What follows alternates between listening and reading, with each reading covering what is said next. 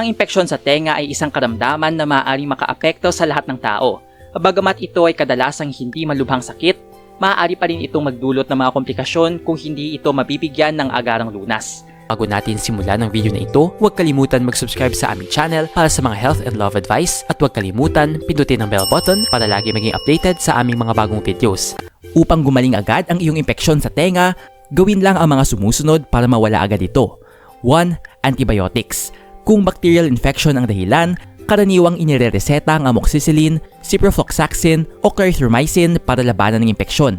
2. Eardrops. Mayroong mga eardrops na may antibiotic at anti-inflammatory properties tulad ng ofloxacin o neomycin polymyxin hydrocortisone para mabawasan ang pamamaga at impeksyon.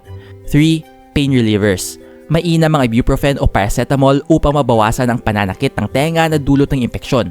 4. Warm compress. Paglagay ng mainit-init na tuwalya sa apektadong tenga sa loob ng 10 hanggang 15 minuto ay nakakatulong sa pagpapaluwag ng pressure at pagbabawas ng sakit. 5. Garlic oil.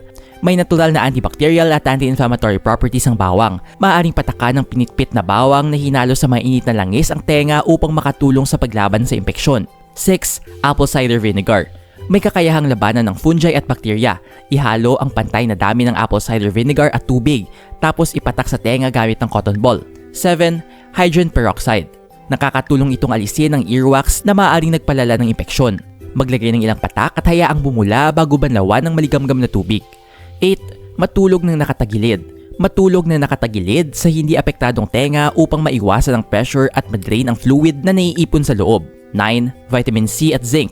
Ang pagkaing mayaman sa vitamin C at zinc tulad ng mga citrus fruits, mani at gulay ay nakakatulong sa pagpapalakas ng immune system para labanan ng impeksyon. 10. Iwasan ang pagsundot ng tenga. Ang paggamit ng cotton buds o anumang matulis na bagay ay maaaring magtulak ng dumi papaloob at magpalala ng impeksyon. Enjoy ka ba sa video ito? Please hit the like button and subscribe sa aming channel para sa iba pang video tulad nito. Salamat sa panonood!